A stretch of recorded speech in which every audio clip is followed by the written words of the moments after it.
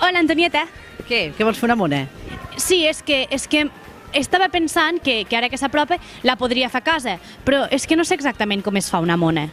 Has de fer un pa de pessic. De la base seria un pa de pessic, que el pots fer tu o el pots comprar ja preparat. Sempre estàs amb les piles cargades i el patinet a punt, nen, ets un crac. Ei, plus, si ets un fresc, amb la rialla ben gran i el cor... Perfecte, pa de pessic.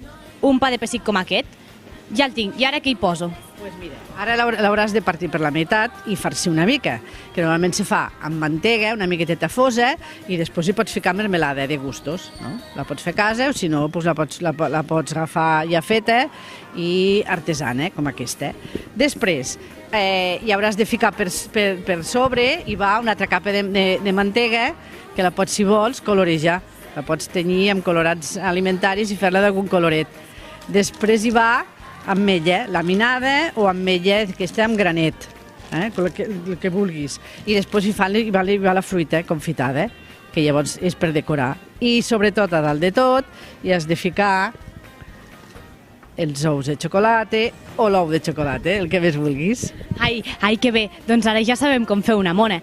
A mi he de dir que m'encanta la mona. És un dia que m'agrada molt.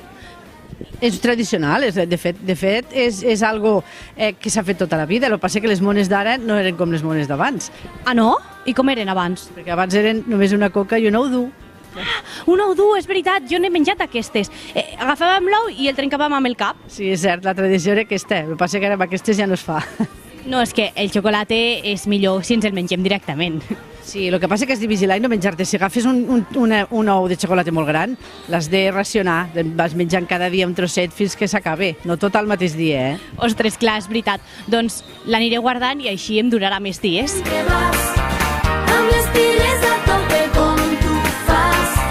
Lucy, sempre estàs amb les piles cargades com tu fas. Moltes gràcies per aquests consells i ens veiem un altre dia. Molt bé, que tinguis una bona Pasqua, pues.